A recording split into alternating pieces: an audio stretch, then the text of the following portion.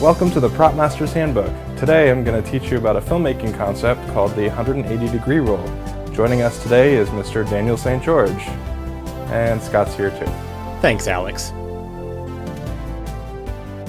So the 180-degree rule is really helpful for pretty much any filmmaking, but specific to conversations between two people. The 180-degree line is an imaginary line between two people or a person and an object designed to help the audience stay oriented during a scene.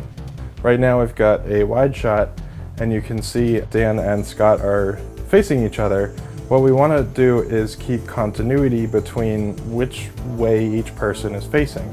Scott is facing to screen right and Dan is looking to screen left. It gets kind of confusing, and I'll show you in a second, if that all of a sudden becomes mismatched. Obviously you can see them together in the wide shot, but once we get closer and see them individually, we need to keep them kind of placed in the space. So let's see what the different shots shouldn't look like, and then we'll take it from there. This is Scott. He's still having a conversation with Dan. He's also looking screen right. Notice where the camera is in relation to Scott and Dan. It is on the right side of the imaginary 180-degree line.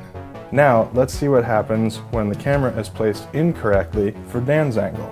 And here's Dan. He now is also facing screen right, but who's he looking at? We can see Scott is still on the frame, but all of a sudden he's on the wrong side. It makes no sense when it's cut together, as seen here. This is because we've moved the camera to the left side of the 180-degree line. We call this crossing the line. And now let me show you what it should be. Alright, here we still have Dan. He's still having a conversation, but now it feels like he's actually having it with Scott. Remember, Scott is facing screen right.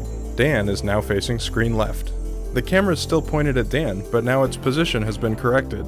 It's now on the same side of the line as it was for Scott's angle. If you're familiar with the Lord of the Rings movies, you've seen a very stylistic use of the 180-degree rule in the character of Gollum. Peter Jackson crosses the line in the two towers to make Gollum have a conversation between his conflicting personalities. We see a similar trick here with Scott, giving the appearance he's talking to his doppelganger. Thanks for joining us on the Prop Master's Handbook.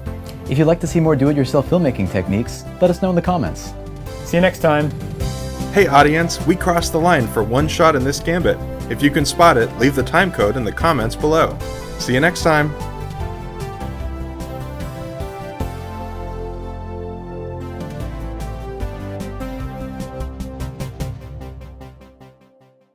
So Alex, what happens if you do cross the 180 line?